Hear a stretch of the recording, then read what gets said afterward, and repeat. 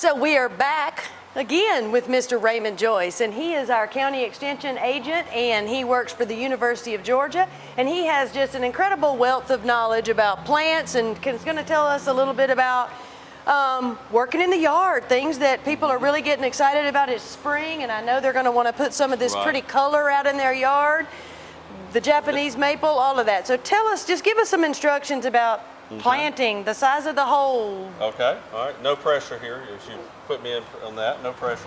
No, this is a Japanese maple. This is a 3-gallon container. And if I were putting this in the ground, I want to dig the hole at least twice as wide as what this container is. Right. So twice as wide, and I don't have to go as deep. I can plant it. And what you want to do is when you take this out, let's see if I can get one that'll slide out easier. Okay. Like this one here. This azalea here. Slide out. You want to make sure that it actually, when you plant it, you want to take and break this root ball up. Score it, right, with a knife. Big word there, score, okay. Take and cut this up and break it up. And you want to plant it at the same level that it's growing right here, or maybe a 1/4 inch higher. Higher, okay. Never put it lower because it will basically suffocate these roots. That's good to know. Right, these roots have to have air, just like. Now what about the bottom? Do you want a little bit of loose soil underneath the plant? No, I mean once you, when you get the hole done, take it back out. When I get the hole done, this bottom should be resting on some, just kind of softly packed soil, because and the reason we say don't dig it is deep as this. You want the hole to be this deep and twice as wide as this. But the reason that we don't want it too deep is that if we dig it too deep and we don't pack it back, that plant will settle. Sink down, down into the soil. And then it will be below the surface, which you said you did not want. That is so good to know. And it could actually cause the plant to die, with that. But going back to your Japanese maple here, same thing, taking it, and you could put this in the ground. You could also take this Japanese maple and put it in a container. It would look beautiful in that container. Look great in here. One thing with this, though, is that you don't want to use the soil from the yard. You want to buy a good potting mix. Potting mix here to go in here. And again, you want the top of that root ball to be level with the soil that is in the container. Right. So, it's like this hibiscus here. We can do this. A lot of people like the hibiscus because of the summer color. Sure. With that. And again, you can put that in your container. And again, you want to put it at a level that it's going to be right along with the amount of soil. Right. But never cover up the roots on the top, because, again, except with some mulch, just like pine straw or pine bark, but don't pile soil on top of it because it will smother the roots. Wow. With that. So make sure you do that. And again, containers, just like all of these plants right here, we could put them in containers and grow them in containers. And you could put that on your deck, your patio, walkway, driveway, anywhere. And if it gets too big or gets root bound, you could take and put it out in the garden then. And it allows you to transport it inside if you're going to have a night of frost or a cool night. Yeah. This guy should be able to take it because, it's a woody plant. It should be able to take it. But now if we're going to get some frost, these hibiscus they don't do well. They don't do well with cold weather. They don't, And so that's what you have to watch for that. But it is where you can bring it back. If you've got a favorite plant that you want to overwinter, that is a summer perennial or annual, you might look at putting it in a container where you can slide it back and forth with wheels that way. Yeah. But these would go out. Now some of these, this hibiscus needs full sun, this needs full sun. You can also put it in shade in certain cultivars or species of Japanese maple, or you can actually take, or not species, but cultivars or varieties. They will actually change color depending on if they're in the sun or if they're in the shade. So you kind of have to know a little bit about them with it. But you can see where, and a lot of these are grafted together. They're actually grafted together. This is what? Laura Peplum. All right. Well, Laura Peplum, that's right. This is actually a plant from Asia. It was brought in back in the 80s, 90s time frame that way. It has that kind of that witch hazel flower there.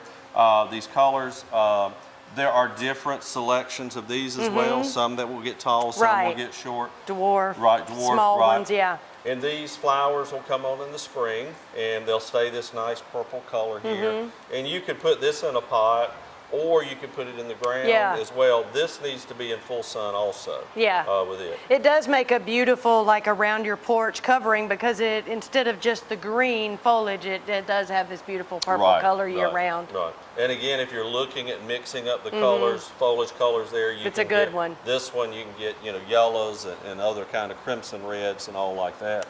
But great plant. A yellow in this? No, type? not a yellow in Okay, this. I was like, No, not a yellow I in want this. that. That would be great if it was, but no. No, it's actually, but if you wanted to add there's some different plant colors that way. This is an azalea. This is actually a special type of azalea. It's called encore azaleas.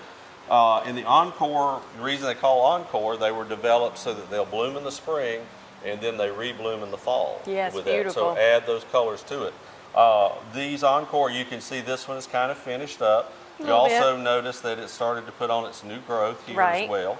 And these plants do much better in shade. They're like the filtered sun or either shade. If you put them in full sun, they're probably not going to be very happy.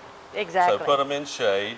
And the other thing with it is that these like a more acidic type soil. And so what you can do is making sure that your pH of your soil is low enough. And there's also products like that iron product over there that you can put on here that will help keep the plant nice and green that way. Oh, that's good to know as well. With that. Now they don't like wet feet, so don't put them in a location where it's going to be very wet. So okay, so kind of water them and let them dry out, water them and let them dry out idea? Right, and again, don't plant them where, and when we talk about watering, you bring up something with that, it's always best to water any of these plants deeper and fewer times. Now, once I plant them, I'm probably going to water them every day for a couple of weeks. Sure. And then I'll slowly wean them off, that way. But again, azalea is great. We don't see as many azaleas in the landscapes anymore as we did when I was growing up. We had a lot more azaleas, a lot more camellias, but we have other plants that have come into You do fashion. notice those in the older neighborhoods. In the older neighborhoods, you will mention notice it. Yeah, you'll notice them in there. Beautiful plants. They're easy to maintain. Remember the azaleas, though, don't prune them. Prune them immediately after they finish flowering, and also fertilize them right after they finish flowering. And then try not to prune them after mid-July, because they're already starting to set buds that way. That's great. And then we've got some lantana here. I love this beautiful red variegated lantana, and it will spread out and grow.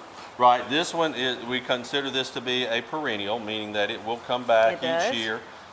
In some severe winters, it won't come back, but some of these will stay low. Some make a nice little shrub with it. Lantana is a great plant. To me, it has that off smell to it that you get all over you, but it's a great hummingbird and butterfly attractor. Yes, very much. You can add those colors in there and attract those insects and other pollinators. And they come in pinks and a variety of all colors kinds as well. Of colors, yellows, gold. Again, there's some. We treat them pretty much as perennials, but some are considered annuals, but most of them we say perennials. Yeah. And here's another nice perennial. This is Russian sage, another great attractor for bees and pollinators, and to come up. Has this nice silvery foliage, and if you rub it, it's a great smell. Yeah, you get that sage smell to it. Oh, it's very, very strong. Very strong, right. This would be great in a container, by the door or on the patio. And it looks good in a variety bed. It adds a little, you got a little dimension and spike. It looks great. Right. Full sun. That's where you want to put them that way as well. But there's a number of different sages, different other perennials that you can get that have that fragrance. Yeah, it's lovely. It's great. These plants are great for kids because you can do the touch senses, especially younger kids, to get them to get appreciative of those different smells that they have in their environment. Yeah, and make it a little interesting, because hopefully, as you are planting this, if you've got some kids, you get them out and you get them involved in the, outdoor activities and off their phones and. Right, and again, a lot of these, particularly, whether it be a plant like this or whether it be vegetables, give them a plant to take care of, as kind of one of their chores that might get them interested in that. Super. And these beauties. Right. You were telling me something interesting earlier about a way you could make these change colors. Right. This is what we call our big leaf hydrangea, and this is what we call the mop head because it has these. There's also one that has a lacy look to them rather than that. But right, you can do this by changing the pH of the soil. You can either add lime to change the color, or you can add something like this aluminum sulfate that will also help to change. And the reason that they change colors is based upon the amount of aluminum that is in the soil that is available to the plant. So by changing the pH of the soil, the aluminum becomes more available. When it's a more of acidic base, it becomes more available. When it's more of a basic pH, higher pH, it becomes less available. So you can change the colors. So I've heard of people say, I got this iris from my mother's house and it was purple. I know it was purple, but when I moved it to my house, it was white. Is it a similar? No, that's genetics. The soil pH doesn't have anything to do with it. I get those phone calls too, is that I moved something and it changed color, but it's basically either genetics or either, sometimes it may have been blended in with those purples, but it may have been another color and just wasn't present at that time. Okay. But you'll see that show up. But these are great. These need morning sun and no afternoon sun. Yes, too hot for these. Too because hot. they will wilt and start wilting down. Very quickly. Right. And you don't want to prune these until after they finish blooming in late summer. Prune them then, and don't prune them anymore. So this one will bloom continuously from now through the summer? Well, it will. As it puts on new, it may, but pretty much these buds were set last year. The hydrangea sets these buds last year. What many homeowners make the mistake of doing, or home gardeners, they will actually go in during the spring and cut these plants back, and when they do that, they remove a lot of the flowers. So you got to know what the bloom time is.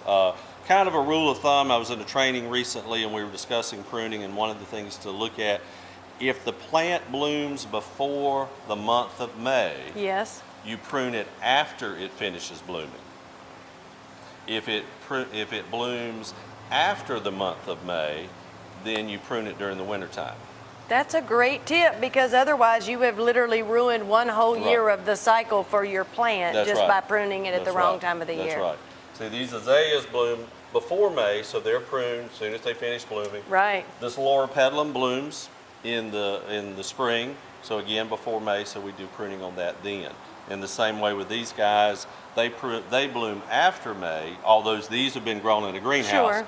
But they bloom after May, and so we want to make sure we want to prune them late in the summer. So use your resources and look it up if you have some new plants that you're not used to, because for a whole year that would be would be tragic. You wouldn't want that to happen. And a lot of times people will call about azaleas and say my azaleas bloomed last year, but they didn't bloom this year.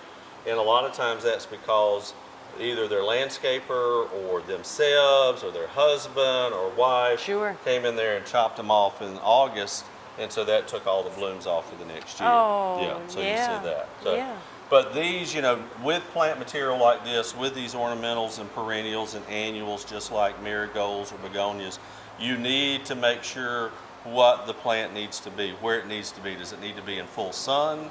Does it need to be in partial shade or complete shade? So knowing a little bit about it. And one thing that can help on these tags, I know they're very hard to read, but if you look on the back, it will tell you what the bloom time is, watering, height, how big it is. It also will tell you, this needs full sun. It will say the light, and it will give you the information there. Also, it will tell you on the front here, it will tell you what the plant is and what selection it is. So a lot of times people will save these, or you could with photography, you can take a picture of the camera and have it and know. But read that information and that will help you. Now there are resources. We have resources through University of Georgia Extension. We have those available locally here at the Extension office or online on our website. And when I talk to gardeners about plants in the South, when you go online, look at stuff from the South. Look for Southern University extensions. Like every state in the nation has an extension extension program in their state, but look for things from the Southeast. One of the things that kills a lot of our plants is not the cold, it's the heat. Absolutely. I have a back deck, and I have made mistake of putting more fragile plants like this out on the back, and it gets the afternoon sun, and they just won't survive out there. That cooks them. You just don't know any better, and See, you live and learn, and that's the whole thing about it, is that live and learn, try different plants. The other thing is the plant, if you're not happy with it, I know people who move their plants 2 or 3 times. My mother. Your mother? My mother. They move it 2 or 3 times before they get happy.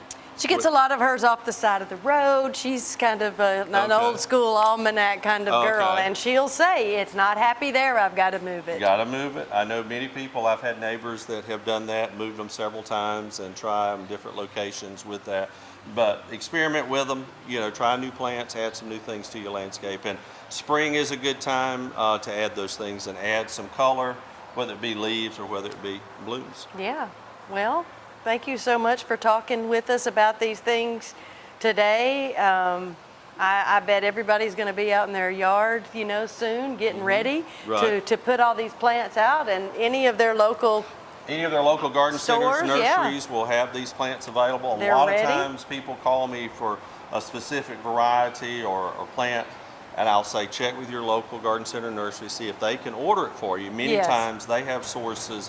They may not have it in stock, but they have nurseries that they can contact, and they can actually bring it in for that. Yeah, my mother actually wanted a real cherry tree, not just a flowery cherry tree, and it was something that you don't find a lot in our area, but one of our local people did order her a fruit cherry tree, so you can do that here in our area. There are people who will do that.